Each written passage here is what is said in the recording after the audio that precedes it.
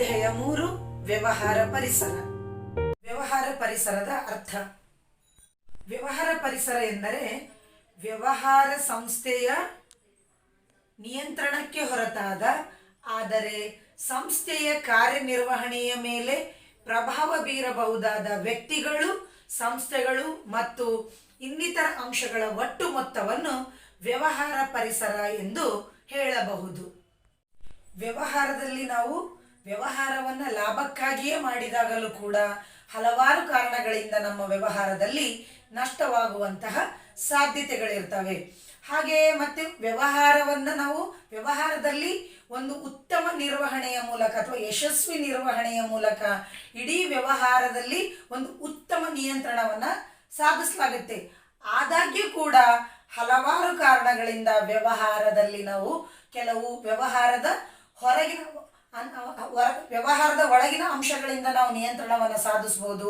ಆದರೆ ವ್ಯವಹಾರದ ಹೊರಗಿನ ಅಂಶಗಳಿಂದ ನಿಯಂತ್ರಣವನ್ನು ಸಾಧಿಸಲಿಕ್ಕೆ ಸಾಧ್ಯ ಆಗೋದಿಲ್ಲ. ವ್ಯವಹಾರದ ಆಂತರಿಕ ವಿಷಯಗಳ ಮೇಲೆ ನಿಯಂತ್ರಣವನ್ನು ಸಾಧಿಸಬಹುದು, ಆದರೆ ವ್ಯವಹಾರದ ಬಾಹ್ಯ ಅಂಶಗಳ ಮೇಲೆ ನಿಯಂತ್ರಣವನ್ನು ಸಾಧಿಸಲಿಕ್ಕೆ ಸಾಧ್ಯವಿಲ್ಲ. ಹಲವಾರು ಕಾರಣಗಳಿಂದ ವ್ಯವಹಾರದಲ್ಲಿ ನಿಯಂತ್ರಣವನ್ನು ಸಾಧಿಸಲಿಕ್ಕೆ ಸಾಧ್ಯವಿಲ್ಲ. ಏನೇನು ಕಾರಣಗಳಂತಂದರೆ ಈ ಸರ್ಕಾರದ ನೀತಿ ನಿಯಮಗಳಲ್ಲಿನ ಬದಲಾವಣೆಗಳಾಗಿರ್ಬೋದು, ರಾಜಕೀಯ ಅಶಾಂತಿ ಆಗಿರ್ಬೋದು, ಬೇಡಿಕೆಯಲ್ಲಿನ ಬದಲಾವಣೆ ಆಗಿರ್ಬೋದು, ಜನರ ಫ್ಯಾಷನ್ ಮತ್ತು ಅಭಿರುಚಿಯಲ್ಲಿನ ಬದಲಾವಣೆ ಆಗಿರಬಹುದು, ನೈಸರ್ಗಿಕ ವಿಕೋಪಗಳುಂಟಾಗಿ ಕೂಡ ಈ ಎಲ್ಲ ಕಾರಣಗಳಿಂದ ವ್ಯವಹಾರದ ಮೇಲೆ ಪ್ರಭಾವವನ್ನು ಉಂಟು ಮಾಡ್ತವೆ. ವ್ಯವಹಾರ ಪರಿಸರದ ಲಕ್ಷಣಗಳು. ವ್ಯವಹಾರ ಪರಿಸರದ ಲಕ್ಷಣಗಳಲ್ಲಿ ಮೊದಲದ್ದು ಬಾಹ್ಯ ಶಕ್ತಿಗಳ ಸಮಷ್ಟಿ. ವ್ಯವಹಾರ ಪರಿಸರವು ವ್ಯವಹಾರ ಸಂಸ್ಥೆಯ ಬಾಹ್ಯ ಶಕ್ತಿ ಸಮೂಹವಾಗಿದೆ. ಇದು ಹೊರಗಿನ ಅಂಶಗಳಿಂದ ಪ್ರಭಾವ ಬೀರುವಂತಹ ಒಂದು ಶಕ್ತಿ ಸಮೂಹವಾಗಿದೆ. ವ್ಯವಹಾರ ಪರಿಸರದ ಲಕ್ಷಣಗಳಲ್ಲಿ ಎರಡನೇದ್ದು ನಿರ್ದಿಷ್ಟ ಮತ್ತು ಸಾಮಾನ್ಯ ಶಕ್ತಿಗಳು. ನಿರ್ದಿಷ್ಟ ಶಕ್ತಿಗಳು ಮತ್ತು ಸಾಮಾನ್ಯ ಶಕ್ತಿಗಳು ವ್ಯವಹಾರದ ಮೇಲೆ ಪ್ರತ್ಯಕ್ಷವಾಗಿ ಮತ್ತು ಪರೋಕ್ಷವಾಗಿ ಪ್ರಭಾವವನ್ನು ಬೀರ್ತವೆ. ಹಾಗಾದರೆ ಏನು ಇದು ನಿರ್ದಿಷ್ಟ ಶಕ್ತಿಗಳು ಅಂದರೆ ಏನು ಮತ್ತು ಸಾಮಾನ್ಯ ಶಕ್ತಿಗಳು ಅಂದರೆ ಏನು ಅನ್ನೋದನ್ನು ನೋಡೋಣ. ನಿರ್ದಿಷ್ಟ ಶಕ್ತಿಗಳು ಎಂದರೆ ಹೂಡಿಕೆದಾರರು, ಗ್ರಾಹಕರು, ಪೂರೈಕೆದಾರರು ಮತ್ತು ಪೈಪೋಟಿದಾರರ ಮೇಲೆ ಪ್ರತ್ಯಕ್ಷವಾಗಿ ಪ್ರಭಾವವನ್ನು ಬೀರುತ್ತದೆ. ಸಾಮಾನ್ಯ ಶಕ್ತಿಗಳು ಎಂದರೆ ಸಾಮಾಜಿಕ, ರಾಜಕೀಯ, ಕಾನೂನು ಹಾಗೂ ತಾಂತ್ರಿಕ ಸ್ಥಿತಿಗತಿಗಳ ಮೇಲೆ ಪರೋಕ್ಷವಾಗಿ ಪ್ರಭಾವವನ್ನು ಬೀರುತ್ತವೆ. ಮೂರನೇ ಪಾಯಿಂಟ್, ಪರಸ್ಪರ ಸಂಬಂಧ. ವ್ಯವಹಾರ ಪರಿಸರದ ವಿವಿಧ ಅಂಶಗಳು ಪರಸ್ಪರ ಸಂಬಂಧವನ್ನು ಹೊಂದಿರುತ್ತವೆ. ವ್ಯವಹಾರ ಸಂಸ್ಥೆಗಳು ಹಲವಾರು ರೀತಿಯ ಉತ್ಪನ್ನಗಳನ್ನು ಉತ್ಪಾದನೆ ಮಾಡ್ತವೆ. ಇಂತಹ ಉತ್ಪನ್ನಗಳನ್ನು ಉಪಯೋಗಿಸುವುದರಿಂದ ಜನರ ಜೀವನ ಶೈಲಿಯಲ್ಲಿ ಬದಲಾವಣೆಗಳನ್ನು ಕಾಣಲಾಗ್ತಾ ಇದೆ. ಉದಾಹರಣೆಗೆ ಕೊಬ್ಬುರಹಿತ ಎಣ್ಣೆ ಮತ್ತು ಡಯಟ್ ಕೋಕ್ ಹಲವಾರು ಆರೋಗ್ಯ ಉತ್ಪನ್ನಗಳನ್ನು ಬಳಸುವುದರಿಂದ ಜನರ ಜೀವನ ಶೈಲಿಯಲ್ಲಿ ಮಾರ್ಪಾಡನ್ನು ಕಾಣಲಾಗ್ತಾ ಇದೆ. ನಾಲ್ಕನೇ ಗುಣಲಕ್ಷಣ ಚಲನಶೀಲ ಸ್ವರೂಪ. ತಂತ್ರಜ್ಞಾನದಲ್ಲಿನ ಬದಲಾವಣೆ, ಬೇಡಿಕೆಯಲ್ಲಿನ ಬದಲಾವಣೆ, ಹಲವಾರು ರೀತಿಯಲ್ಲಿ ನಾವು ಬದಲಾವಣೆಗಳನ್ನು ಕಾಣಬಹುದು. ಹಾಗಾಗಿ ಇಲ್ಲಿ ವ್ಯವಹಾರ ಪರಿಸರವು ಯಾವಾಗಲೂ ಬದಲಾವಣೆ ಹೊಂದುತ್ತಾ ಇರುತ್ತೆ. ಹಾಗಾಗಿ ಇದನ್ನು ನಾವು ಚಲನಶೀಲ ಸ್ವರೂಪ ಅಂತ ಹೇಳಿ ಕರೆಯಲಾಗುತ್ತದೆ. ನೆಕ್ಸ್ಟ್ ಪಾಯಿಂಟ್, ಅನಿಶ್ಚಿತತೆ. ಮಾಹಿತಿ ತಂತ್ರಜ್ಞಾನದಲ್ಲಿನ ಬದಲಾವಣೆ, ಜನರ ಅಭಿರುಚಿ ಮತ್ತು ಫ್ಯಾಷನ್ನಲ್ಲಿನ ಬದಲಾವಣೆ, ಈ ಹಲವಾರು ಬದಲಾವಣೆಗಳನ್ನು ಅಂದರೆ ಭವಿಷ್ಯದಲ್ಲಿ ಉಂಟಾಗುವ ಬದಲಾವಣೆಗಳನ್ನು ನಿಶ್ಚಿತವಾಗಿ ನಾವು ಊಹಿಸಿಕೊಳ್ಳಲು ಸಾಧ್ಯವಿಲ್ಲ ಅಥವಾ ಭವಿಷ್ಯದಲ್ಲಿ ಸಂಭವಿಸುವ ಘಟನೆಗಳನ್ನು ಅಂದಾಜು ಮಾಡಲಿಕ್ಕೆ ಸಾಧ್ಯವಿಲ್ಲ. ಹಾಗಾಗಿ ಈ ವ್ಯವಹಾರ ಪರಿಸರದಲ್ಲಿ ಆಗುವಂತಹ ಬದಲಾವಣೆಗಳು ಅನಿಶ್ಚಿತವಾಗಿವೆ. ಸಂಕೀರ್ಣತೆ. ವ್ಯವಹಾರ ಪರಿಸರವು ಸಂಕೀರ್ಣತೆಯಿಂದ ಕೂಡಿದೆ. ವ್ಯವಹಾರ ಪರಿಸರವನ್ನು ಸಮಗ್ರವಾಗಿ ಸಂಪೂರ್ಣವಾಗಿ ಅರ್ಥೈಸಿಕೊಳ್ಳುವುದು ಕಷ್ಟಕರವಾಗಿದೆ. ಆದರೆ ಆ ಒಂದು ವ್ಯವಹಾರ ಪರಿಸರವನ್ನು ಸಣ್ಣ ಸಣ್ಣ ಭಾಗಗಳನ್ನಾಗಿ ಸುಲಭವಾಗಿ ಅರ್ಥೈಸಿಕೊಳ್ಳಬಹುದು. ಲಾಸ್ಟ್ ಪಾಯಿಂಟ್, ಸಾಪೇಕ್ಷತೆ. ವ್ಯವಹಾರ ಪರಿಸರವು ದೇಶದಿಂದ ದೇಶಕ್ಕೆ ವಿಭಿನ್ನವಾಗಿರುತ್ತದೆ ಮತ್ತು ಪ್ರದೇಶದಿಂದ ಪ್ರದೇಶಕ್ಕೆ ವಿಭಿನ್ನವಾಗಿರುತ್ತದೆ. ಉದಾಹರಣೆಗೆ ಭಾರತ ದೇಶದಲ್ಲಿ ಸೀರೆಗಳಿಗೆ ಹೆಚ್ಚು ಬೇಡಿಕೆ ಇದ್ದರೆ ಫ್ರಾನ್ಸ್ ದೇಶದಲ್ಲಿ ಸೀರೆಗಳಿಗೆ ಬೇಡಿಕೆ ಇಲ್ಲದೇ ಇರಬಹುದು. ವ್ಯವಹಾರ ಪರಿಸರದ ಅರ್ಥ. ವ್ಯವಹಾರ ಪರಿಸರ ಎಂಬ ಪದವನ್ನು ವ್ಯವಹಾರ ಸಂಸ್ಥೆಯ ನಿಯಂತ್ರಣಕ್ಕೆ ಹೊರತಾದ ಆದರೆ ಸಂಸ್ಥೆಯ ಕಾರ್ಯನಿರ್ವಹಣೆಯ ಮೇಲೆ ಪ್ರಭಾವ ಬೀರಬಹುದಾದ ಎಲ್ಲ ವ್ಯಕ್ತಿಗಳು, ಸಂಸ್ಥೆಗಳು ಮತ್ತು ಇನ್ನಿತರ ಅಂಶಗಳ ಒಟ್ಟು ಮೊತ್ತ ಎಂದು ಅರ್ಥೈಸಬಹುದು. ವ್ಯವಹಾರ ಪರಿಸರದ ಲಕ್ಷಣಗಳು. ಅದರಲ್ಲಿ ಮೊದಲದ್ದು ಬಾಹ್ಯ ಶಕ್ತಿಗಳ ಸಮಷ್ಟಿ. ವ್ಯವಹಾರ ಪರಿಸರವು ವ್ಯವಹಾರ ಸಂಸ್ಥೆಗಳ ಹೊರಗಿನ ಶಕ್ತಿ ಸಮೂಹವಾಗಿದೆ. ಎರಡನೇದು ನಿರ್ದಿಷ್ಟ ಮತ್ತು ಸಾಮಾನ್ಯ ಶಕ್ತಿಗಳು. ನಿರ್ದಿಷ್ಟ ಶಕ್ತಿಗಳು ಎಂದರೆ ಹೂಡಿಕೆದಾರರು, ಗ್ರಾಹಕರು, ಪೈಪೋಟಿದಾರರು ಮತ್ತು ಸರಬರಾಜುದಾರರ ಮೇಲೆ ಪ್ರತ್ಯಕ್ಷವಾಗಿ ಪ್ರಭಾವ ಬೀರುತ್ತದೆ. ಮತ್ತು ಸಾಮಾನ್ಯ ಶಕ್ತಿಗಳು ಅಂದರೆ ಸಾಮಾಜಿಕ, ರಾಜಕೀಯ, ಕಾನೂನು ಹಾಗೂ ತಾಂತ್ರಿಕ ಸ್ಥಿತಿಗತಿಗಳ ಮೇಲೆ ಪರೋಕ್ಷವಾಗಿ ಪ್ರಭಾವ ಬೀರುತ್ತದೆ. ಥರ್ಡ್ ಪಾಯಿಂಟ್, ಪರಸ್ಪರ ಸಂಬಂಧ. ವ್ಯವಹಾರ ಪರಿಸರದ ವಿವಿಧ ಅಂಶಗಳು ಪರಸ್ಪರ ಸಂಬಂಧವನ್ನು ಹೊಂದಿವೆ.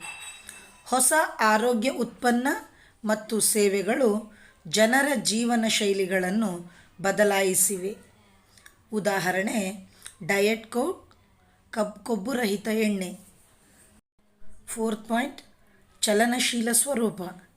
ತಾಂತ್ರಿಕ ಸುಧಾರಣೆ, ಗ್ರಾಹಕರ ಬೇಡಿಕೆಯಲ್ಲಿನ ಬದಲಾವಣೆ, ಹೀಗೆ ಪರಿಸರವು ಬದಲಾಗುತ್ತಾ ಇರುತ್ತದೆ.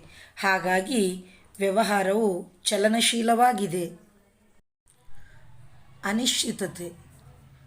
ಮಾಹಿತಿ ತಂತ್ರಜ್ಞಾನ ಅಥವಾ ಫ್ಯಾಷನ್ನ ಬದಲಾವಣೆ, ಹೀಗೆ ಪರಿಸರದಲ್ಲಿನ ಬದಲಾವಣೆಗಳಿಂದಾಗಿ ಭವಿಷ್ಯದ ಘಟನೆಗಳನ್ನು ಊಹಿಸಲು ಹೆಚ್ಚು ಕಷ್ಟಕರವಾಗಿದೆ.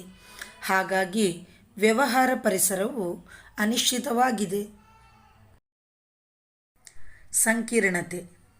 ಪರಿಸರವು ಹೆಚ್ಚು ಸಂಕೀರ್ಣವಾಗಿದ್ದು ಸಣ್ಣ ಸಣ್ಣ ವಿಭಾಗಗಳಾಗಿ ಅರ್ಥೈಸಿಕೊಳ್ಳುವುದು ಸುಲಭವಾಗುತ್ತದೆ. ಆದರೆ ಸಮಗ್ರವಾಗಿ ಪರಿಸರವನ್ನು ಅರ್ಥೈಸಿಕೊಳ್ಳುವುದು ಕಷ್ಟಕರವಾಗಿದೆ. ಸಾಪೇಕ್ಷತೆ.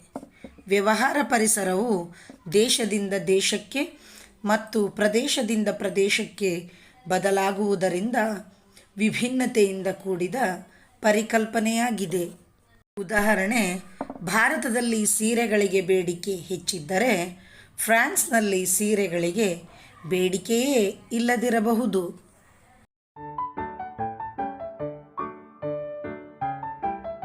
ವ್ಯವಹಾರ ಪರಿಸರದ ಪ್ರಾಮುಖ್ಯತೆ.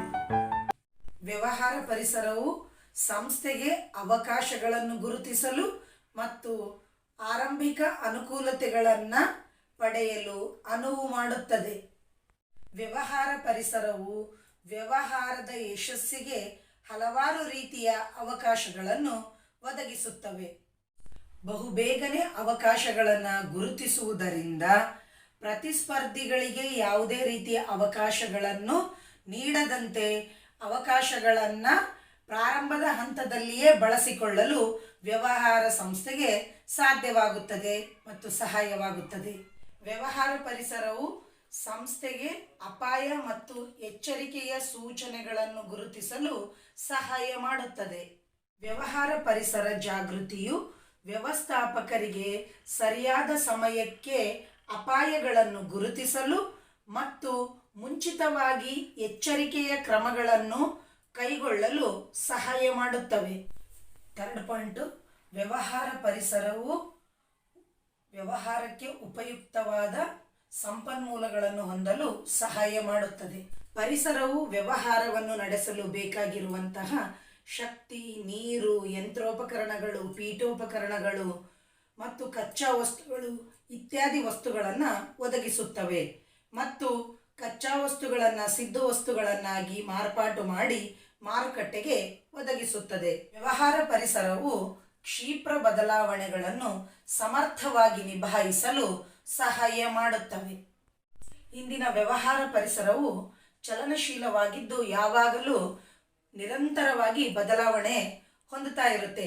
ಈ ಬದಲಾವಣೆಗೆ ಅನುಗುಣವಾಗಿ ವ್ಯವಸ್ಥಾಪಕರಿಗೆ ಸಮರ್ಥವಾಗಿ ನಿಭಾಯಿಸಲು ಈ ವ್ಯವಹಾರ ಪರಿಸರವು ಸಹಾಯ ಮಾಡುತ್ತದೆ. ವ್ಯವಹಾರ ಪರಿಸರವು ಯೋಜಿಸುವಿಕೆ ಮತ್ತು ನೀತಿ ರೂಪಿಸುವುದರಲ್ಲಿ ಸಹಾಯ ಮಾಡುತ್ತದೆ.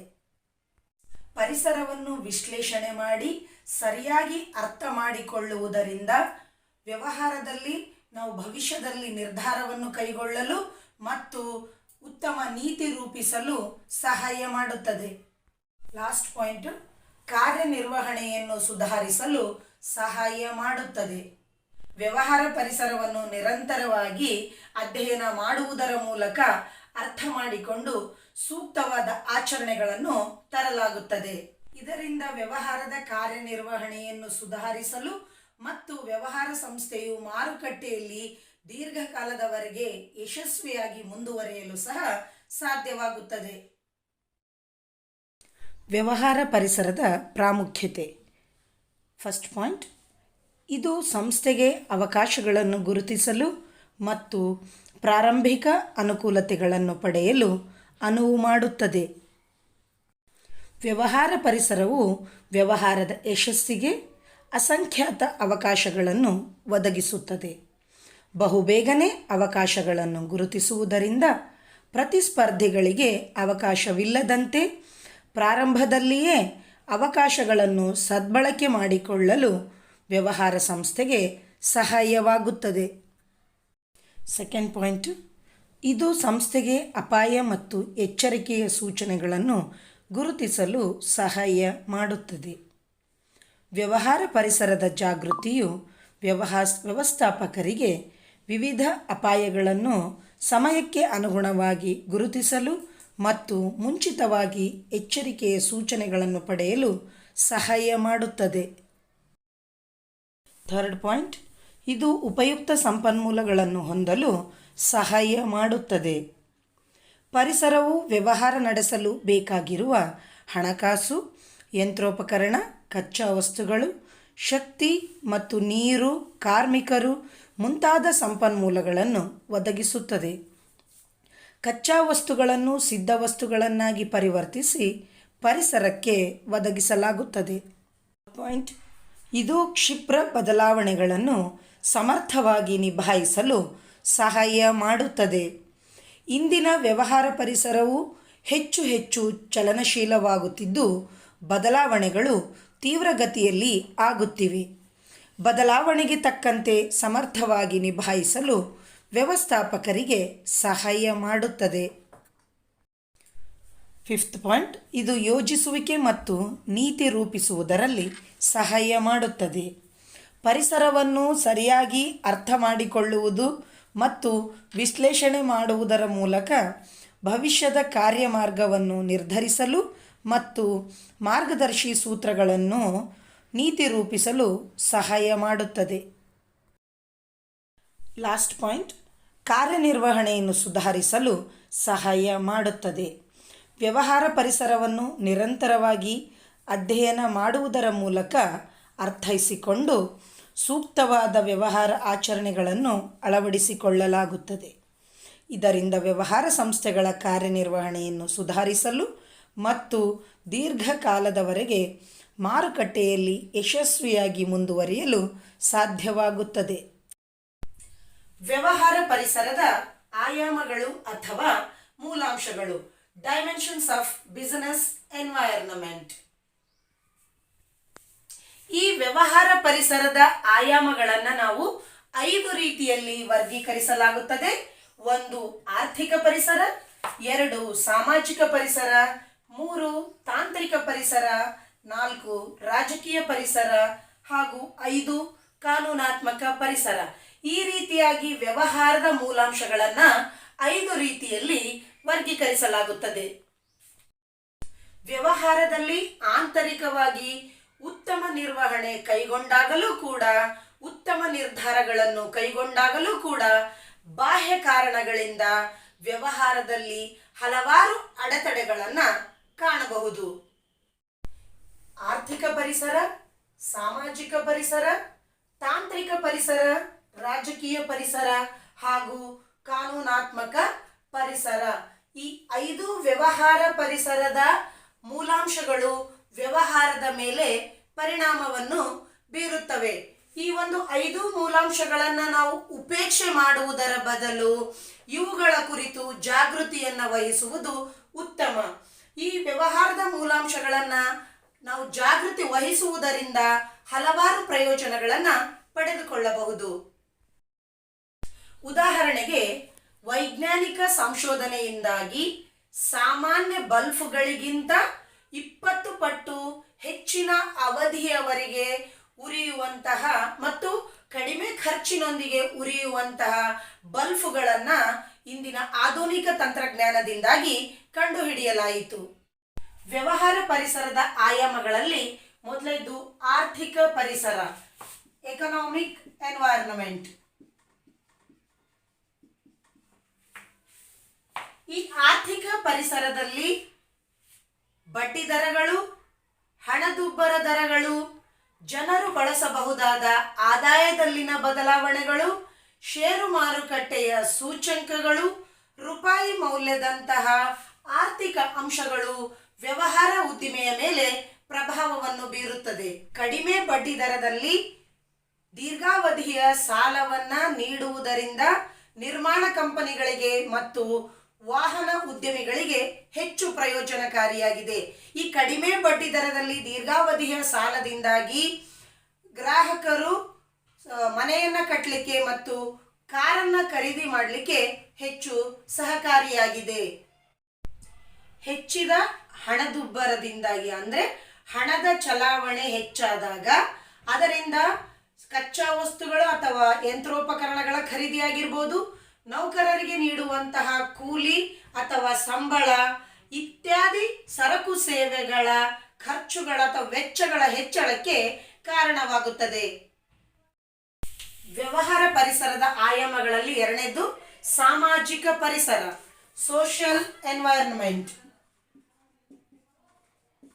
ಸಾಮಾಜಿಕ ಪರಿಸರ ಈ ಒಂದು ಸಾಮಾಜಿಕ ಶಕ್ತಿಗಳಾಗಿರ್ತಕ್ಕಂಥ ಆಚಾರ ವಿಚಾರಗಳು, ಸಂಪ್ರದಾಯಗಳು, ಸಾಮಾಜಿಕ ಮೌಲ್ಯಗಳು ಮತ್ತು ಸಾಮಾಜಿಕ ಪ್ರವೃತ್ತಿಗಳು ಇತ್ಯಾದಿಗಳನ್ನು ಈ ಸಾಮಾಜಿಕ ಪರಿಸರವು ಒಳಗೊಂಡಿದೆ. ಉದಾಹರಣೆಗೆ ನಮ್ಮ ಭಾರತ ದೇಶದಲ್ಲಿ ನಾವು ದೀಪಾವಳಿ, ಈದ್, ಕ್ರಿಸ್ಮಸ್ ಹಲವಾರು ಹಬ್ಬಗಳನ್ನು ಆಚರಣೆ ಮಾಡ್ತೀವಿ. ಈ ಒಂದು ಹಬ್ಬ ಹರಿದಿನಗಳಲ್ಲಿ ನಾವು ಹೆಚ್ಚಾಗಿ ಗ್ರೀಟಿಂಗ್ ಕಾರ್ಡ್ಗಳನ್ನು ಬಳಸ್ತೇವೆ, ಸಿಹಿ ತಿಂಡಿಗಳನ್ನು ಬಳಸ್ತೇವೆ ಮತ್ತು ಹೊಸ ಬಟ್ಟೆಗಳನ್ನು ಖರೀದಿ ಮಾಡ್ತೇವೆ.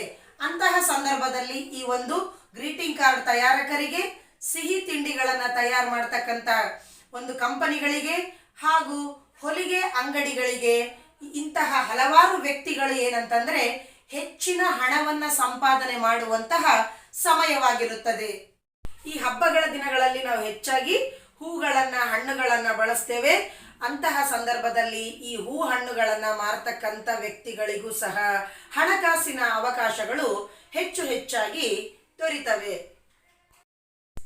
ಇತ್ತೀಚಿನ ದಿನಗಳಲ್ಲಿ ಜನರಿಗೆ ಒಂದು ಆರೋಗ್ಯ ಮತ್ತು ಫಿಟ್ನೆಸ್ನ ಕಾಳಜಿ ಹೆಚ್ಚಾಗ್ತಾ ಇದೆ. ಹಾಗಾಗಿ ಅವರು ವೆಯ್ಟ್ ಲಾಸ್ ಡ್ರಿಂಕ್ಸನ್ನು ಬಳಸ್ತಕ್ಕಂಥದ್ದು, ವ್ಯಾಯಾಮ ಶಾಲೆಗಳಿಗೆ ಸೇರ್ತಕ್ಕಂಥದ್ದು, ಈ ರೀತಿಯ ಬದಲಾವಣೆಗಳನ್ನು ಸಹ ಕಾಣ್ತಾ ಇದ್ದೇವೆ. ವ್ಯವಹಾರ ಪರಿಸರದ ಆಯಾಮಗಳಲ್ಲಿ ಮೂರನೇದು ತಾಂತ್ರಿಕ ಪರಿಸರ, ಟೆಕ್ನಾಲಜಿಕಲ್ ಎನ್ವೈರನ್ಮೆಂಟ್.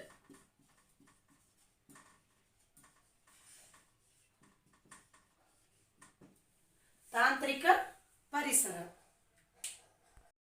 ಈ ತಾಂತ್ರಿಕ ಪರಿಸರ ಅಂತಂದ್ರೆ ಸರಕುಗಳನ್ನು ಉತ್ಪಾದಿಸಲು ನವೀನ ಮಾರ್ಗಗಳನ್ನು ಕಂಡುಹಿಡಿಯುವುದಾಗಿದೆ. ಅಂದ್ರೆ ಸರಕುಗಳನ್ನ ಉತ್ಪಾದನೆ ಮಾಡಲಿಕ್ಕೆ ಹೊಸ ಮಾರ್ಗಗಳನ್ನು ಕಂಡುಹಿಡಿಯುವುದಾಗಿದೆ. ಒಂದು ವ್ಯವಹಾರ ಉದ್ದಿಮೆಯನ್ನು ನಡೆಸಲು ಅವಶ್ಯವಾಗಿರುವಂತಹ ತಾಂತ್ರಿಕತೆಯನ್ನು ಒದಗಿಸುವಂತಹ ವೈಜ್ಞಾನಿಕ ಸುಧಾರಣೆ ಮತ್ತು ಆವಿಷ್ಕಾರಗಳನ್ನು ಒಳಗೊಂಡಿದೆ. ಇಲ್ಲಿ ತಾಂತ್ರಿಕ ಪರಿಸರ, ಪ್ರತಿಯೊಂದು ವಸ್ತುವನ್ನ ಉತ್ಪಾದನೆ ಮಾಡಲಿಕ್ಕೆ ನಮಗೆ ಯಂತ್ರೋಪಕರಣಗಳ ಅವಶ್ಯಕತೆ ಇರುತ್ತೆ. ಹಾಗಾಗಿ ಇಲ್ಲಿ ವಸ್ತುಗಳನ್ನ ಉತ್ಪಾದನೆ ಮಾಡಲಿಕ್ಕೆ ಬಳಸುವಂತಹ ಯಂತ್ರೋಪಕರಣಗಳ ತಯಾರಿಕೆಯ ಒಂದು ತಾಂತ್ರಿಕ ಪರಿಸರವಾಗಿದೆ. ಈ ಒಂದು ಯಂತ್ರೋಪಕರಣಗಳ ತಯಾರಿಕೆಯಲ್ಲಿ ಸುಧಾರಣೆಯನ್ನ ತರಬೇಕಾಗುತ್ತೆ. ಈ ಒಂದು ಯಂತ್ರೋಪಕರಣಗಳ ತಯಾರಿಕೆಯಲ್ಲಿ ಸುಧಾರಣೆ ಕಂಡು ಬಂದಾಗ ನಾವು ನವೀನ ವಸ್ತುಗಳನ್ನ ಬಳಕೆ ಮಾಡಲಿಕ್ಕೆ ಸಾಧ್ಯ ಆಗುತ್ತೆ. ನವೀನ ವಸ್ತುಗಳನ್ನು ನಾವು ತಯಾರು ಮಾಡಲಿಕ್ಕೆ ಸಾಧ್ಯ ಆಗುತ್ತೆ. ಇಂತಹ ವಸ್ತುಗಳನ್ನು ಬಳಕೆ ಮಾಡೋದ್ರಿಂದ ನಮ್ಮ ಜೀವನ ಶೈಲಿಯಲ್ಲೂ ಸಹ ಮಾರ್ಪಾಡನ್ನು ಕಾಣಬಹುದು ಮತ್ತು ಸುಧಾರಣೆಯನ್ನ ತರಬಹುದು. ಈ ಒಂದು ತಾಂತ್ರಿಕ ಪರಿಸರಕ್ಕೆ ಒಂದು ಉತ್ತಮ ಉದಾಹರಣೆ ಅಂತಂದ್ರೆ ಕಂಪ್ಯೂಟರ್. ಈ ಒಂದು ಆಧುನಿಕ ಯುಗವನ್ನ ನಾವು ಕಂಪ್ಯೂಟರ್ ಯುಗ ಎಂದೇ ಕರೆಯಲಾಗ್ತಾ ಇದೆ. ಅಂದ್ರೆ ಇವತ್ತಿನ ಪ್ರತಿಯೊಂದು ಕಾರ್ಯಚಟುವಟಿಕೆಯೂ ಕೂಡ ಕಂಪ್ಯೂಟರ್ ಮುಖಾಂತರವೇ ನಾವು ಕೈಗೊಳ್ತಾ ಇದ್ದೇವೆ. ಈ ಗಣಕಯಂತ್ರದಲ್ಲಿ ನಾವು ಏನಂತಂದ್ರೆ ಈ ಪ್ರತಿಯೊಂದು ವಿಷಯದ ಬಗ್ಗೆ ಒಂದು ಮಾಹಿತಿ ಪಡಿಬೇಕಂತಂದ್ರೆ ಗಣಕಯಂತ್ರವನ್ನ ಬಳಸ್ತಾ ಇದ್ದೇವೆ. ಮತ್ತು ಆನ್ಲೈನ್ ವ್ಯವಹಾರಗಳನ್ನ ಮಾಡ್ತಕ್ಕಂಥದ್ದು, ಆನ್ಲೈನ್ ಪೇಮೆಂಟ್ಗಳನ್ನ ಮಾಡ್ತಕ್ಕಂಥದ್ದು, ಈ ರೀತಿಯ ಹಲವಾರು ಕಾರ್ಯಚಟುವಟಿಕೆಗಳನ್ನ ನಾವು ಗಣಕಯಂತ್ರದ ಮೂಲಕ ಕೈಗೊಳ್ತಾ ಇದ್ದೇವೆ. ಈ ಗಣಕಯಂತ್ರ ಮತ್ತು ವಿದ್ಯುನ್ಮಾನ ವ್ಯವಸ್ಥೆಯನ್ನು ಬಳಸಿಕೊಳ್ಳುವುದು ಅಂದರೆ ಕಂಪ್ಯೂಟರ್ ಮತ್ತು ಇಂಟರ್ನೆಟ್ ಅನ್ನು ಬಳಸಿಕೊಂಡು ಏನು ಕಾರ್ಯವನ್ನು ನಿರ್ವಹಿಸ್ತಾ ಇದ್ದೀವಿ, ಇದನ್ನು ನಾವು ಇತ್ತೀಚಿನ ಒಂದು ಬೆಳವಣಿಗೆ ಎಂದೇ ಹೇಳಬಹುದು. ನೆಕ್ಸ್ಟ್ ಪಾಯಿಂಟ್, ರಾಜಕೀಯ ಪರಿಸರ, ಪೊಲಿಟಿಕಲ್ ಎನ್ವೈರನ್ಮೆಂಟ್.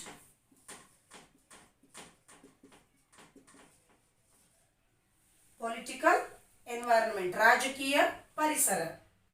ಈ ಒಂದು ರಾಜಕೀಯ ಪರಿಸರವು ದೇಶದ ಒಂದು ಸಾಮಾನ್ಯ ಸ್ಥಿರತೆ ಮತ್ತು ಶಾಂತಿಯನ್ನು ಒಳಗೊಂಡಿದೆ ಹಾಗೂ ಸರ್ಕಾರಿ ಚುನಾಯಿತ ಪ್ರತಿನಿಧಿಗಳ ನಡವಳಿಕೆಯನ್ನು ಸಹ ಈ ರಾಜಕೀಯ ಪರಿಸರವು ಒಳಗೊಂಡಿದೆ. ಸರ್ಕಾರಿ ಚುನಾಯಿತ ಪ್ರತಿನಿಧಿಗಳ ನಡವಳಿಕೆಗಳು ವ್ಯವಹಾರದ ಮೇಲೆ ಪ್ರಭಾವವನ್ನು ಬೀರ್ತವೆ. ಆ ಸರ್ಕಾರಿ ಚುನಾಯಿತ ಪ್ರತಿನಿಧಿಗಳ ನಡವಳಿಕೆಗಳು ಪರಿಣಾಮ ಒಂದು ಧನಾತ್ಮಕ ಪರಿಣಾಮವನ್ನಾದರೂ ಬೀರ್ಬೋದು ಅಥವಾ ಋಣಾತ್ಮಕ ಪರಿಣಾಮವನ್ನಾದರೂ ಬೀರಬಹುದು. ಪಾಸಿಟಿವ್ ಆಗಿರ್ಬೋದು ಅಥವಾ ನೆಗೆಟಿವ್ ಆಗಿರ್ಬೋದು. ಅವರ ನಡವಳಿಕೆಗಳು ಒಂದು ಸಕಾರಾತ್ಮಕ ಪರಿಣಾಮವನ್ನಾದರೂ ಬೀರಬಹುದು ಅಥವಾ ನಕಾರಾತ್ಮಕ ಪರಿಣಾಮವನ್ನಾದರೂ ಬೀರಬಹುದು. 5th ಪಾಯಿಂಟ್, ಕಾನೂನಾತ್ಮಕ ಪರಿಸರ, ಲೀಗಲ್ ಎನ್ವೈರನ್ಮೆಂಟ್. ಲೀಗಲ್ ಎನ್ವೈರನ್ಮೆಂಟ್, ಕಾನೂನಾತ್ಮಕ ಪರಿಸರ. ಈ ಕಾನೂನಾತ್ಮಕ ಪರಿಸರವು ಸರ್ಕಾರದ ಕಾನೂನುಗಳು, ನೀತಿ ನಿಯಮಗಳು, ನೀತಿ ನಿಬಂಧನೆಗಳನ್ನು ಒಳಗೊಂಡಿದೆ. ಸರ್ಕಾರಿ ಪ್ರಾಧಿಕಾರಗಳು ಅಂದರೆ ಗೌರ್ಮೆಂಟ್ ಅಥಾರಿಟೀಸ್ ನೀಡಿರುವಂತಹ ಆದೇಶಗಳು, ನ್ಯಾಯಾಲಯದ ತೀರ್ಪುಗಳನ್ನು ಸಹ ಕಾನೂನಾತ್ಮಕ ಪರಿಸರವು ಒಳಗೊಂಡಿದೆ. ಕೇಂದ್ರ ಸರ್ಕಾರ, ರಾಜ್ಯ ಸರ್ಕಾರ ಹಾಗೂ ಸ್ಥಳೀಯ ಸರ್ಕಾರಗಳ ತೀರ್ಮಾನಗಳನ್ನು ಸಹ ಈ ಕಾನೂನಾತ್ಮಕ ಪರಿಸರವು ಒಳಗೊಂಡಿದೆ. ಕಂಪನಿ ಕಾಯ್ದೆ 1956, ಕೈಗಾರಿಕಾ ಕಾಯ್ದೆ 1951, ಕಾರ್ಖಾನೆಗಳ ಕಾಯ್ದೆ 1948, ಈ ರೀತಿಯಾಗಿ ಹಲವಾರು ಕಾಯ್ದೆ ಕಾನೂನುಗಳನ್ನು ಹೊಂದಿದೆ. ಈ ಹಲವಾರು ಕಾಯ್ದೆಗಳ ಜ್ಞಾನವನ್ನು ಹೊಂದಿರುವುದು ಮುಖ್ಯವಾಗಿದೆ. ಉದಾಹರಣೆಗೆ ಜಾಹೀರಾತನ್ನು ನೀಡಬೇಕಾದಾಗ ಸಹ ಹಲವಾರು ನೀತಿ ನಿಯಮಗಳನ್ನು ಅನುಸರಿಸಬೇಕಾಗುತ್ತೆ. ಇಲ್ಲಿ ಮಾದಕ ವಸ್ತುಗಳ ಒಂದು ಜಾಹೀರಾತನ್ನ ನಿಷೇಧಿಸಲಾಗಿದೆ.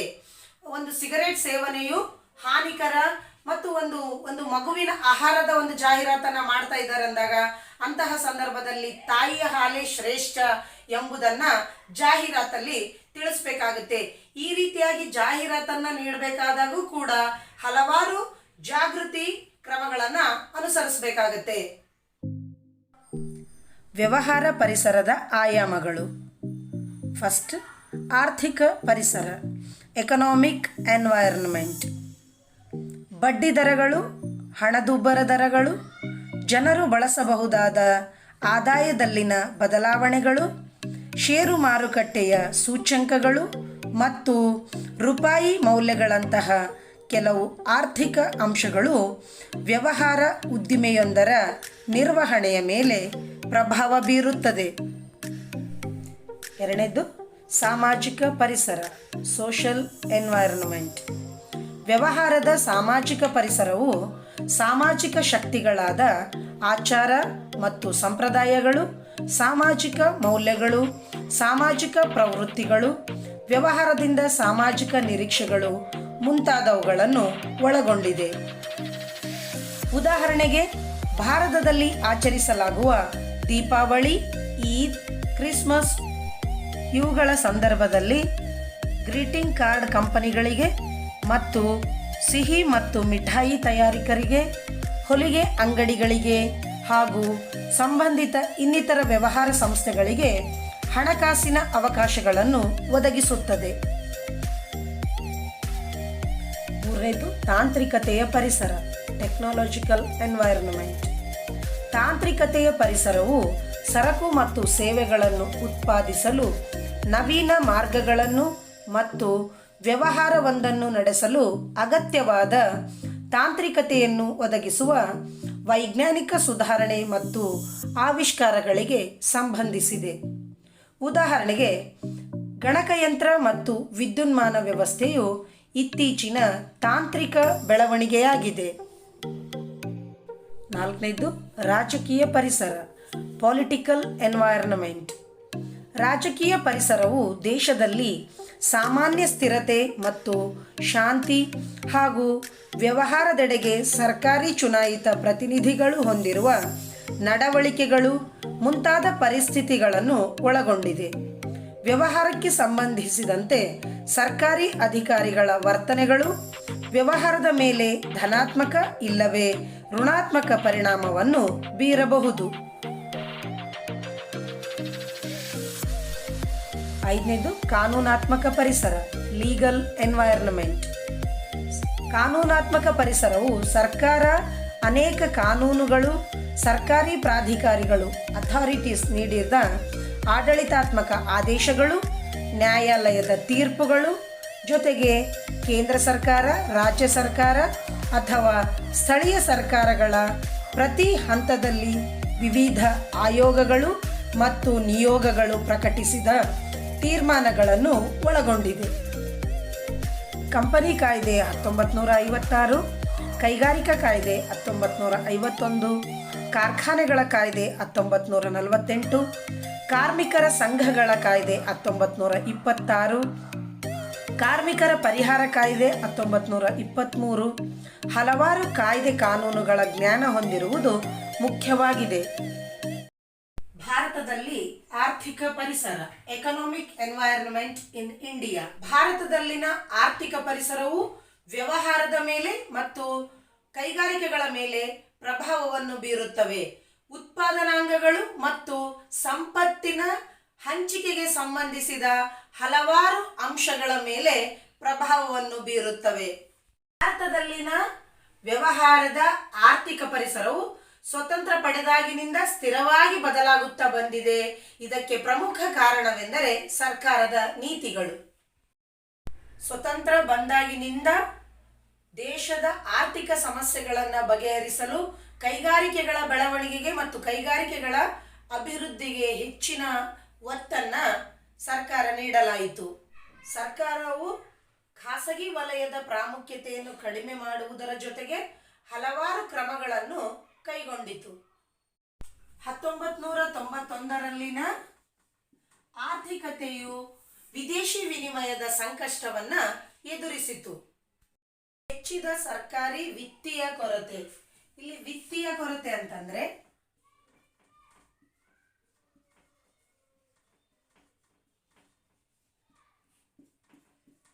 ಆದಾಯಕ್ಕಿಂತ ಖರ್ಚು ಹೆಚ್ಚುವುದು.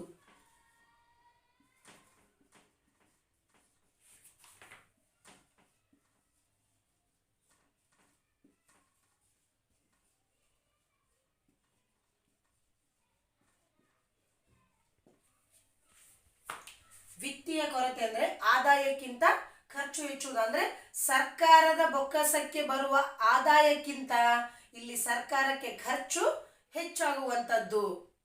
ಈ ಒಂದು 1991ರಲ್ಲಿನ ಆರ್ಥಿಕತೆಯಲ್ಲಿ ಉತ್ತಮ ಬೆಳೆ ಬಂದಾಗಲೂ ಕೂಡ ಒಂದು ಬೆಲೆ ಏರಿಕೆಯ ಸಮಸ್ಯೆಯನ್ನು ಭಾರತವು ಎದುರಿಸಿತು. 1991ರಲ್ಲಿನ ಆರ್ಥಿಕತೆಯಲ್ಲಿ ವಿದೇಶಿ ವಿನಿಮಯದ ಸಮಸ್ಯೆ, ವಿತ್ತೀಯ ಕೊರತೆ, ಬೆಲೆ ಏರಿಕೆಯ ಸಮಸ್ಯೆ, ಈ ರೀತಿಯ ಹಲವಾರು ಸಮಸ್ಯೆಗಳನ್ನು ಭಾರತದಲ್ಲಿನ ಆರ್ಥಿಕ ಪರಿಸರದಲ್ಲಿ ಕಾಣಲಾಯಿತು. ಉದಾರೀಕರಣ, ಲಿಬರಲೈಸೇಷನ್. ಇಲ್ಲಿ ಉದಾರೀಕರಣ ಎಂದರೆ ವ್ಯವಹಾರ ಮತ್ತು ಕೈಗಾರಿಕೆಗಳ ಮೇಲೆ ಒಂದು ಭಾರತ ಸರ್ಕಾರವು ಅನಗತ್ಯವಾದ ನಿಯಂತ್ರಣ ಮತ್ತು ನಿರ್ಬಂಧಗಳಿಂದ ಮುಕ್ತಗೊಳಿಸುವುದಾಗಿದೆ. ಹಿಂದೆ ಒಂದು ವ್ಯವಹಾರ ಅಥವಾ ಕೈಗಾರಿಕೆಯನ್ನ ಸ್ಥಾಪನೆ ಮಾಡಬೇಕಾದ್ರೆ ಹಲವಾರು ಕಠಿಣ ನಿಯಮಗಳನ್ನ ಪಾಲನೆ ಮಾಡಬೇಕಾಗಿತ್ತು. ಹಾಗಾಗಿ ಸರ್ಕಾರ ಏನಂತಂದ್ರೆ ಕೈಗಾರಿಕೆಗಳ ಬೆಳವಣಿಗೆಗೆ ಪ್ರಾಧಾನ್ಯತೆಯನ್ನ ನೀಡಿ ಅವುಗಳ ಮೇಲೆ ಇರ್ತಕ್ಕಂಥ ಒಂದು ಕಠಿಣ ನಿಯಮ ಅಥವಾ ನೀತಿ ನಿಬಂಧನೆ ನಿಯಂತ್ರಣಗಳನ್ನ ಕಡಿಮೆ ಮಾಡಲಾಯಿತು. ಉದಾರೀಕರಣ ಎಂದರೆ ಕೈಗಾರಿಕೆಯನ್ನು ಅನಗತ್ಯವಾದ ನಿಯಂತ್ರಣ ಮತ್ತು ನಿರ್ಬಂಧಗಳಿಂದ ಮುಕ್ತಗೊಳಿಸುವುದಾಗಿದೆ. ಖಾಸಗೀಕರಣ, ಪ್ರೈವೇಟೈಸೇಷನ್. ಇಲ್ಲಿ ಖಾಸಗೀಕರಣ ಅಂತಂದ್ರೆ ಸಾರ್ವಜನಿಕ ವಲಯದ ಪಾತ್ರವನ್ನ ಅಥವಾ ಪ್ರಾಮುಖ್ಯತೆಯನ್ನ ಕಡಿಮೆ ಮಾಡಿ ಖಾಸಗಿ ವಲಯದ ಪಾತ್ರ ಅಥವಾ ಪ್ರಾಮುಖ್ಯತೆಯನ್ನ ಹೆಚ್ಚಳ ಮಾಡುವುದನ್ನು ಖಾಸಗೀಕರಣ ಎಂದು ಕರೆಯುತ್ತೇವೆ. ಅಂದ್ರೆ ಇಲ್ಲಿ ಸಾರ್ವಜನಿಕ ವಲಯದ ಪ್ರಾಮುಖ್ಯತೆಯನ್ನು ಕಡಿಮೆ ಮಾಡಿ ಖಾಸಗಿ ವಲಯದ ಪ್ರಾಮುಖ್ಯತೆಯನ್ನು ಹೆಚ್ಚಿಸುವುದೇ ಖಾಸಗೀಕರಣವಾಗಿದೆ. ಜಾಗತೀಕರಣ, ಗ್ಲೋಬಲೈಸೇಷನ್. ಇಲ್ಲಿ ಜಾಗತೀಕರಣ ಎಂದರೆ ಸಮಗ್ರ ಜಾಗತಿಕ ಅರ್ಥವ್ಯವಸ್ಥೆಯ ಉಗಮಕ್ಕೆ ಪ್ರಪಂಚದ ಹಲವಾರು ದೇಶಗಳ ಆರ್ಥಿಕತೆಯನ್ನು ಸಂಯೋಜಿಸುವುದನ್ನು ಜಾಗತೀಕರಣ ಎಂದು ಕರೆಯುತ್ತೇವೆ. ಜಾಗತೀಕರಣ ಅಂತಂದ್ರೆ ಜಗತ್ತಿನ ಅಂದ್ರೆ ಪ್ರಪಂಚದ ಹಲವಾರು ರಾಷ್ಟ್ರಗಳ ಆರ್ಥಿಕತೆಯನ್ನು ಒಟ್ಟುಗೂಡಿಸುವುದೇ ಜಾಗತೀಕರಣವಾಗಿದೆ. ಭಾರತದಲ್ಲಿ ಆರ್ಥಿಕ ಪರಿಸರ. ಭಾರತದಲ್ಲಿ ಆರ್ಥಿಕ ಪರಿಸರವು ವ್ಯವಹಾರ ಮತ್ತು ಕೈಗಾರಿಕೆಯ ಮೇಲೆ ಪ್ರಭಾವ ಹೊಂದಿರುವ ಉತ್ಪಾದನಾಂಗಗಳು ಮತ್ತು ಸಂಪತ್ತಿನ ಹಂಚಿಕೆಗೆ ಸಂಬಂಧಿಸಿದ ಅನೇಕ ವಿಶಾಲ ಮಟ್ಟದ ಅಂಶಗಳನ್ನು ಒಳಗೊಂಡಿದೆ. ಭಾರತದಲ್ಲಿ ವ್ಯವಹಾರದ ಆರ್ಥಿಕ ಪರಿಸರವು ಸ್ವತಂತ್ರ ಪಡೆದಂದಿನಿಂದ ಸ್ಥಿರವಾಗಿ ಬದಲಾಗುತ್ತಿದೆ. ಇದಕ್ಕೆ ಪ್ರಮುಖ ಕಾರಣವೆಂದರೆ ಸರ್ಕಾರದ ನೀತಿಗಳು. ಸ್ವತಂತ್ರ ಪಡೆದಾಗ ನಮ್ಮ ದೇಶದ ಆರ್ಥಿಕ ಸಮಸ್ಯೆಗಳನ್ನು ಪರಿಹರಿಸಲು ಸರ್ಕಾರದ ಮೂಲ ಕೈಗಾರಿಕೆಗಳನ್ನು ತನ್ನ ನಿಯಂತ್ರಣದಲ್ಲಿಟ್ಟುಕೊಳ್ಳುವ ಕೇಂದ್ರ ಯೋಜನೆ ಮತ್ತು ಖಾಸಗಿ ವಲಯಕ್ಕೆ ಪ್ರಾಮುಖ್ಯತೆಯನ್ನು ಕಡಿಮೆ ಮಾಡುವುದು ಒಳಗೊಂಡಂತೆ ಅನೇಕ ಕ್ರಮಗಳನ್ನು ಕೈಗೊಂಡಿತು. 1991ರಲ್ಲಿ ಆರ್ಥಿಕತೆಯು ವಿದೇಶಿ ವಿನಿಮಯದ ತೀವ್ರ ಸಂಕಷ್ಟ, ಹೆಚ್ಚಿದ ಸರ್ಕಾರಿ ವಿತ್ತೀಯ ಕೊರತೆ, ಆದಾಯಕ್ಕಿಂತ ಖರ್ಚು ಹೆಚ್ಚುವುದು ಮತ್ತು ಉತ್ತಮ ಬೆಳೆ ಉತ್ಪಾದನೆಯ ಹೊರತಾಗಿಯೂ ಬೆಲೆ ಏರಿಕೆಯ ಪ್ರವೃತ್ತಿಗಳನ್ನು ಎದುರಿಸಿತು. ಉದಾರೀಕರಣ, ಲಿಬರಲೈಸೇಷನ್. ಭಾರತದ ವ್ಯವಹಾರ ಮತ್ತು ಕೈಗಾರಿಕೆಯನ್ನು ಅನಗತ್ಯವಾದ ನಿಯಂತ್ರಣ ಮತ್ತು ನಿರ್ಬಂಧಗಳಿಂದ ಮುಕ್ತಗೊಳಿಸುವುದಾಗಿದೆ. ಖಾಸಗೀಕರಣ, ಪ್ರೈವೇಟೈಸೇಷನ್. ಸಾರ್ವಜನಿಕ ವಲಯದ ಪ್ರಾಮುಖ್ಯತೆಯನ್ನು ಕಡಿಮೆ ಮಾಡಿ ಖಾಸಗಿ ವಲಯದ ಪ್ರಾಮುಖ್ಯತೆಯನ್ನು ಹೆಚ್ಚಿಸುವುದನ್ನು ಖಾಸಗೀಕರಣ ಎಂದು ಕರೆಯುತ್ತೇವೆ. ಜಾಗತೀಕರಣ, ಗ್ಲೋಬಲೈಸೇಷನ್. ಜಾಗತೀಕರಣವೆಂದರೆ ಸಮಗ್ರ ಜಾಗತಿಕ ಅರ್ಥವ್ಯವಸ್ಥೆಯ ಉಗಮಕ್ಕೆ ಪ್ರಪಂಚದ ಹಲವಾರು ದೇಶಗಳ ಆರ್ಥಿಕತೆಯನ್ನು ಸಂಯೋಜಿಸುವುದು ಎಂದರ್ಥ. ವ್ಯವಹಾರ ಮತ್ತು ಕೈಗಾರಿಕೆ ಮೇಲೆ ಸರ್ಕಾರದ ನೀತಿಯ ಬದಲಾವಣೆಗಳ ಪರಿಣಾಮ. ಅಂದರೆ ಸರ್ಕಾರದ ನೀತಿಯಲ್ಲಿನ ಬದಲಾವಣೆಯಿಂದಾಗಿ ವ್ಯವಹಾರ ಮತ್ತು ಕೈಗಾರಿಕೆಯ ಮೇಲೆ ಹಲವಾರು ರೀತಿಯ ಪರಿಣಾಮಗಳನ್ನು ಉಂಟು ಮಾಡಿದವು. ಏನೆಲ್ಲ ಪರಿಣಾಮಗಳು ಉಂಟು ಮಾಡಿದವು ಅಂತಕ್ಕಂಥದ್ದನ್ನ ನೋಡೋಣ. ಇಲ್ಲಿ ಉದಾರೀಕರಣ, ಖಾಸಗೀಕರಣ ಮತ್ತು ಜಾಗತೀಕರಣ ನೀತಿಯಿಂದಾಗಿ ಒಂದು ಹಲವಾರು ರೀತಿಯ ಒಂದು ಪರಿಣಾಮಗಳನ್ನು ಕಾಣಲಾಯಿತು. ಅಂದರೆ ಈ ಉದಾರೀಕರಣ, ಖಾಸಗೀಕರಣ ಮತ್ತು ಜಾಗತೀಕರಣದ ನೀತಿಯಿಂದಾಗಿ ಒಂದು ನಿರ್ದಿಷ್ಟ ಪರಿಣಾಮಗಳನ್ನು ಉಂಟಾದವು. ಆ ನಿರ್ದಿಷ್ಟ ಪರಿಣಾಮಗಳು ಏನೆಲ್ಲ ಉಂಟಾದವು ಅನ್ನೋದನ್ನ ಒಂದೊಂದಾಗಿ ನೋಡೋಣ. ವ್ಯವಹಾರ ಮತ್ತು ಕೈಗಾರಿಕೆ ಮೇಲೆ ಸರ್ಕಾರದ ನೀತಿಯ ಬದಲಾವಣೆಗಳ ಪರಿಣಾಮಗಳಲ್ಲಿ ಮೊದಲನೇ ಪರಿಣಾಮ ಹೆಚ್ಚುತ್ತಿರುವ ಪೈಪೋಟಿ, ಇನ್ಕ್ರೀಸಿಂಗ್ ಕಾಂಪಿಟೇಷನ್. ಈ ಒಂದು ಉದಾರೀಕರಣ, ಜಾಗತೀಕರಣ ಮತ್ತು ಖಾಸಗೀಕರಣದ ನೀತಿಯಲ್ಲಿನ ಬದಲಾವಣೆಯಿಂದಾಗಿ ಹೆಚ್ಚುತ್ತಿರುವ ಪೈಪೋಟಿಯನ್ನ ಕಾಣಲಾಯಿತು. ಸಾರ್ವಜನಿಕ ವಲಯದಲ್ಲಿದ್ದ ದೂರ ಸಂಪರ್ಕ, ವಾಯುಯಾನ ಸೇವೆ, ಬ್ಯಾಂಕಿಂಗ್ ಸೇವೆ, ವಿಮಾ ಸೇವೆ ಇತ್ಯಾದಿ ಸೇವಾ ಕೈಗಾರಿಕೆಗಳಲ್ಲಿ ಒಂದು ಹೆಚ್ಚುತ್ತಿರುವ ಪೈಪೋಟಿಯನ್ನ ಕಾಣಲಾಯಿತು. ಸೆಕೆಂಡ್ ಪಾಯಿಂಟ್, ಹೆಚ್ಚು ಬೇಡಿಕೆಯನ್ನಿಡುವ ಗ್ರಾಹಕರು, ಮೋರ್ ಡಿಮ್ಯಾಂಡಿಂಗ್ ಕಸ್ಟಮರ್ಸ್. ಇಂದಿನ ಗ್ರಾಹಕರಿಗೆ ಪ್ರತಿಯೊಂದು ವಿಷಯದ ಕುರಿತು ಒಂದು ಸ್ಪಷ್ಟವಾದ ಮಾಹಿತಿ ಇರೋದ್ರಿಂದ ಅವರು ಹೆಚ್ಚಿನದನ್ನ ಬಯಸ್ತಾರೆ. ಹೆಚ್ಚುತ್ತಿರುವ ಪೈಪೋಟಿಯಿಂದಾಗಿ ಇಂದಿನ ಗ್ರಾಹಕರು ಉತ್ತಮ ಗುಣಮಟ್ಟದ ಸರಕುಗಳನ್ನು ಖರೀದಿ ಮಾಡಲಿಕ್ಕೆ ಒಂದು ವ್ಯಾಪಕವಾದ ಅವಕಾಶ ಅಥವಾ ವ್ಯಾಪಕವಾದ ಆಯ್ಕೆ ದೊರೀತಾ ಇದೆ. ಥರ್ಡ್ ಪಾಯಿಂಟ್, ತೀವ್ರವಾಗಿ ಬದಲಾಗುತ್ತಿರುವ ತಾಂತ್ರಿಕ ಪರಿಸರ. ಅಂದ್ರೆ ಮಾರುಕಟ್ಟೆಯಲ್ಲಿ ಹೆಚ್ಚುತ್ತಿರುವ ಪೈಪೋಟಿಯಿಂದಾಗಿ ಇಂದು ವ್ಯವಹಾರ ಸಂಸ್ಥೆಗಳು ಮಾರುಕಟ್ಟೆಯಲ್ಲಿ ಉಳಿಯಲು ಮತ್ತು ಬೆಳವಣಿಗೆ ಹೊಂದಲು ಕಷ್ಟಕರವಾಗಿದೆ. ಇಂದಿನ ಮಾರುಕಟ್ಟೆಯಲ್ಲಿ ವ್ಯವಹಾರ ಸಂಸ್ಥೆಗಳು ಉಳಿಬೇಕು ಮತ್ತು ಬೆಳವಣಿಗೆ ಹೊಂದಬೇಕಂದ್ರೆ ಹೊಸ ಹೊಸ ಮಾರ್ಗಗಳನ್ನು ಕಂಡುಹಿಡಿಬೇಕಾಗುತ್ತೆ ಅಥವಾ ಹೊಸ ಹೊಸ ಮಾರ್ಗಗಳನ್ನು ಅನುಸರಿಸಬೇಕಾಗುತ್ತೆ. ಒಂದು ಆಧುನಿಕ ತಂತ್ರಜ್ಞಾನವನ್ನ ಬಳಸಿಕೊಳ್ಬೇಕಾಗುತ್ತೆ. ಆಧುನಿಕ ತಂತ್ರಜ್ಞಾನವನ್ನ ಬಳಕೆ ಮಾಡೋದ್ರಿಂದ ಅಂದ್ರೆ ಹೊಸ ಹೊಸ ಯಂತ್ರೋಪಕರಣಗಳನ್ನ ಬಳಕೆ ಮಾಡೋದ್ರ ಮೂಲಕ ಒಂದು ಸರಕು ಸೇವೆಗಳಲ್ಲೂ ಸಹ ಸುಧಾರಣೆಯನ್ನ ತರಬಹುದು. ಫೋರ್ತ್ ಪಾಯಿಂಟ್, ಬದಲಾವಣೆಯ ಅವಶ್ಯಕತೆ, ನೆಸೆಸಿಟಿ ಫಾರ್ ಚೇಂಜ್. ಇಲ್ಲಿ 1991ಕ್ಕಿಂತ ಮುಂಚಿತವಾಗಿ ಈ ಒಂದು ವ್ಯವಹಾರ ಮತ್ತು ವ್ಯವಹಾರದ ಕಾರ್ಯಾಚರಣೆಗಳಲ್ಲಿ ಒಂದು ಸ್ಥಿರ ನೀತಿ ಆಚರಣೆಗಳನ್ನು ಕಾಣಲಾಯಿತು. ಈ ಒಂದು 1991ರ ನಂತರದಲ್ಲಿ ಈ ವ್ಯವಹಾರ ಮತ್ತು ಕೈಗಾರಿಕೆಗಳ ಕಾರ್ಯಾಚರಣೆಯಲ್ಲಿ ಒಂದು ನಿರಂತರವಾದ ಮಾರ್ಪಾಡನ್ನು ಕಾಣಲಾಯಿತು.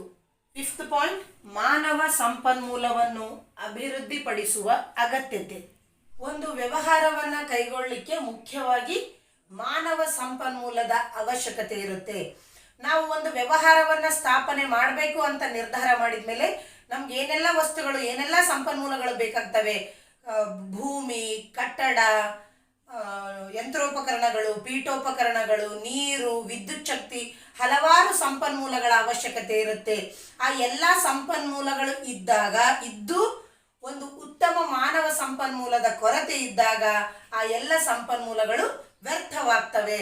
ಹಿಂದೆ ಯಾರನ್ನಾದ್ರೂ ಕೆಲಸಕ್ಕೆ ತೆಗೆದುಕೊಳ್ಬೇಕಂದ್ರೆ ಅವರ ಯೋಗ್ಯತೆಯನ್ನ, ಸಾಮರ್ಥ್ಯನ ಪರೀಕ್ಷೆ ಮಾಡಿ ಕೆಲಸಕ್ಕೆ ತೆಗೆದುಕೊಳ್ತಾ ಇರಲಿಲ್ಲ. ಯಾರನ್ನು ಬೇಕಾದ್ರೂ ಕೆಲಸಕ್ಕೆ ತೆಗೆದುಕೊಳ್ತಾ ಇದ್ರು ಮತ್ತು ಅಲ್ಲಿ ಅವರಿಗೆ ತರಬೇತಿಯ ಒಂದು ಕೊರತೆಯನ್ನು ಸಹ ಕಾಣ್ತಾ ಇದ್ವಿ. ಆದರೆ ಇಂದು ಯೋಗ್ಯ ಮತ್ತು ಸಮರ್ಥ ಒಂದು ವ್ಯಕ್ತಿಗಳನ್ನ ಅಥವಾ ಸಮರ್ಥ ಉದ್ಯೋಗಿಗಳನ್ನ ಆಯ್ಕೆ ಮಾಡಿಕೊಂಡು ಮತ್ತು ಆಯ್ಕೆಯಾದ ನಂತರ ಅವರಿಗೆ ಒಂದು ತರಬೇತಿಯನ್ನ ನೀಡುವುದರ ಮೂಲಕ ಇಂದು ಮಾನವ ಸಂಪನ್ಮೂಲದ ಅಭಿವೃದ್ಧಿಯನ್ನ ಮಾಡಲಾಗ್ತಾ ಇದೆ. 6ನೇ ಪಾಯಿಂಟ್, ಮಾರುಕಟ್ಟೆ ದೃಷ್ಟಿಕೋನ, ಮಾರ್ಕೆಟ್ ಓರಿಯೆಂಟೇಷನ್.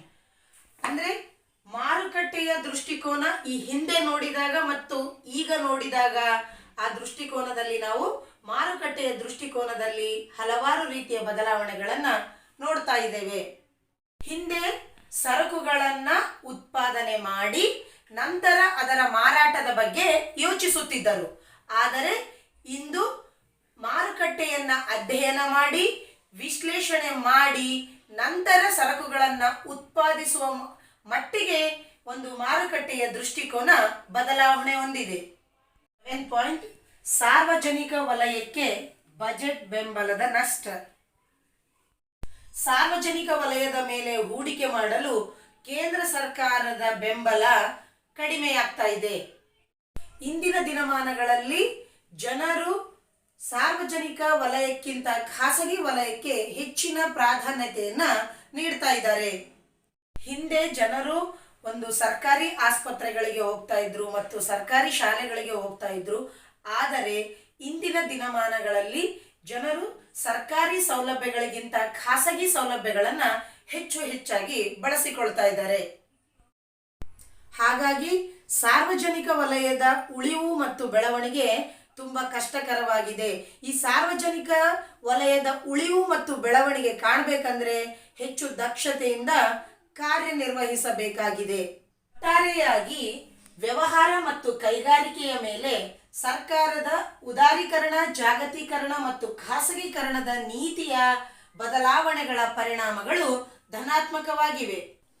ವ್ಯವಹಾರ ಮತ್ತು ಕೈಗಾರಿಕೆಯ ಮೇಲೆ ಸರ್ಕಾರದ ನೀತಿಯ ಬದಲಾವಣೆಗಳ ಪರಿಣಾಮ. ಸರ್ಕಾರದ ಉದಾರೀಕರಣ, ಖಾಸಗೀಕರಣ ಮತ್ತು ಜಾಗತೀಕರಣ ನೀತಿಯು ವ್ಯವಹಾರ ಮತ್ತು ಕೈಗಾರಿಕೆಯಲ್ಲಿ ವ್ಯವಹಾರ ಸಂಸ್ಥೆಗಳ ಕಾರ್ಯಾಚರಣೆಗಳಲ್ಲಿ ನಿರ್ದಿಷ್ಟ ಪರಿಣಾಮಗಳನ್ನು ಈ ಕೆಳಕಂಡ ರೂಪದಲ್ಲಿ ಮಾಡಿದವು. ಫಸ್ಟ್ ಪಾಯಿಂಟ್, ಹೆಚ್ಚುತ್ತಿರುವ ಪೈಪೋಟಿ. ಸರ್ಕಾರದ ನಿಯಮಗಳ ಪರಿಣಾಮವಾಗಿ ಪೈಪೋಟಿ ಹೆಚ್ಚಾಗಿದೆ. ಸಾರ್ವಜನಿಕ ವಲಯದಲ್ಲಿದ್ದ ದೂರ ಸಂಪರ್ಕ, ವಾಯುಯಾನ ಸೇವೆ, ಬ್ಯಾಂಕಿಂಗ್, ವಿಮೆ ಮುಂತಾದ ಸೇವಾ ಕೈಗಾರಿಕೆಗಳಿಗೆ ಪೈಪೋಟಿ ಅಧಿಕವಾಗಿದೆ. ಸೆಕೆಂಡ್ ಪಾಯಿಂಟ್, ಹೆಚ್ಚು ಬೇಡಿಕೆ ನೀಡುವ ಗ್ರಾಹಕರು. ಇಂದಿನ ಗ್ರಾಹಕರು ಸ್ಪಷ್ಟ ಮಾಹಿತಿಯನ್ನು ಹೊಂದಿರುವುದರಿಂದ ಹೆಚ್ಚಿನದನ್ನು ಬಯಸುತ್ತಾರೆ. ಮಾರುಕಟ್ಟೆಯಲ್ಲಿನ ಹೆಚ್ಚಿದ ಪೈಪೋಟಿಯು ಗ್ರಾಹಕರಿಗೆ ಉತ್ತಮ ಗುಣಮಟ್ಟದ ಸರಕು ಮತ್ತು ಸೇವೆಗಳನ್ನು ಖರೀದಿಸುವ ವ್ಯಾಪಕ ಆಯ್ಕೆಗಳನ್ನು ನೀಡುತ್ತದೆ. ಥರ್ಡ್ ಪಾಯಿಂಟ್, ತೀವ್ರವಾಗಿ ಬದಲಾಗುತ್ತಿರುವ ತಾಂತ್ರಿಕ ಪರಿಸರ. ಹೆಚ್ಚಿದ ಪೈಪೋಟಿಯಿಂದಾಗಿ ಸಂಸ್ಥೆಗಳು ಮಾರುಕಟ್ಟೆಯಲ್ಲಿ ಉಳಿಯಲು, ಬೆಳವಣಿಗೆ ಹೊಂದಲು ಹೊಸ ಮಾರ್ಗಗಳನ್ನು ಅಭಿವೃದ್ಧಿಪಡಿಸಲು ಪ್ರೋತ್ಸಾಹಿಸುತ್ತವೆ. ಹೊಸ ತಾಂತ್ರಿಕತೆಗಳು ಯಂತ್ರೋಪಕರಣ ಹಾಗೂ ಸರಕು ಸೇವೆಗಳನ್ನು ಸುಧಾರಿಸಲು ಅನುವು ಮಾಡಿಕೊಡುತ್ತವೆ. ಫೋರ್ತ್ ಪಾಯಿಂಟ್, ಬದಲಾವಣೆಯ ಅವಶ್ಯಕತೆ. 1991ಕ್ಕಿಂತ ಮುಂಚಿತವಾಗಿ ಸಂಸ್ಥೆಗಳಲ್ಲಿ ಸ್ಥಿರ ನೀತಿ ಮತ್ತು ಆಚರಣೆಗಳನ್ನು ಹೊಂದಿರುತ್ತಿದ್ದವು. 1991ರ ನಂತರದಲ್ಲಿನ ಉದ್ದಿಮೆಗಳ ತಮ್ಮ ಕಾರ್ಯಾಚರಣೆಗಳನ್ನು ನಿರಂತರವಾಗಿ ಮಾರ್ಪಾಡು ಮಾಡಲಾಯಿತು. ಫಿಫ್ತ್ ಪಾಯಿಂಟ್, ಮಾನವ ಸಂಪನ್ಮೂಲವನ್ನು ಅಭಿವೃದ್ಧಿಪಡಿಸುವ ಅಗತ್ಯತೆ. ಭಾರತದಲ್ಲಿನ ವ್ಯವಹಾರ ಸಂಸ್ಥೆಗಳು ದೀರ್ಘಕಾಲದವರೆಗೆ ಅಸಮರ್ಪಕವಾಗಿ ತರಬೇತಿ ಹೊಂದಿದ ಸಿಬ್ಬಂದಿ ಸಮಸ್ಯೆಯಿಂದ ಬಳಲುತ್ತಿದ್ದವು. ಹೀಗಾಗಿ ಇಂದಿನ ಸ್ಪರ್ಧಾತ್ಮಕ ಯುಗದಲ್ಲಿ ಮಾನವ ಸಂಪನ್ಮೂಲದ ಅಭಿವೃದ್ಧಿಯ ಅಗತ್ಯತೆ ಇರುತ್ತದೆ. ಸಿಕ್ಸ್ತ್ ಪಾಯಿಂಟ್, ಮಾರುಕಟ್ಟೆ ದೃಷ್ಟಿಕೋನ. ಹಿಂದೆ ಸರಕುಗಳನ್ನು ಉತ್ಪಾದಿಸಿ ನಂತರ ಅವುಗಳ ಮಾರಾಟದ ಬಗ್ಗೆ ಯೋಚಿಸುತ್ತಿದ್ದರು. ಆದರೆ ಇಂದು ಸಂಸ್ಥೆಗಳು ಮೊದಲು ಮಾರುಕಟ್ಟೆಯ ಅಧ್ಯಯನ ಮತ್ತು ವಿಶ್ಲೇಷಣೆ ಮಾಡಿ ನಂತರ ಸರಕುಗಳನ್ನು ಉತ್ಪಾದಿಸುವಷ್ಟರ ಮಟ್ಟಿಗೆ ದೃಷ್ಟಿಕೋನ ಬದಲಾಗುತ್ತಿದೆ. ಸೆವೆಂತ್ ಪಾಯಿಂಟ್, ಸಾರ್ವಜನಿಕ ವಲಯಕ್ಕೆ ಬಜೆಟ್ ಬೆಂಬಲದ ನಷ್ಟ. ಸಾರ್ವಜನಿಕ ವಲಯದ ಸಂಸ್ಥೆಗಳಲ್ಲಿ ಹೂಡಿಕೆ ಮಾಡಲು ಹಣ ತೊಡಗಿಸುವುದಕ್ಕೆ ಸಂಬಂಧಿಸಿದ ಕೇಂದ್ರ ಸರ್ಕಾರದ ಬಜೆಟ್ ಬೆಂಬಲವು ಕಡಿಮೆಯಾಗಿದೆ. ಸಾರ್ವಜನಿಕ ವಲಯದ ಉದ್ದಿಮೆಗಳು ತಮ್ಮ ಉಳಿವು ಮತ್ತು ಬೆಳವಣಿಗೆಗೆ ತುಂಬ ದಕ್ಷತೆಯಿಂದ ಕಾರ್ಯನಿರ್ವಹಿಸಬೇಕು.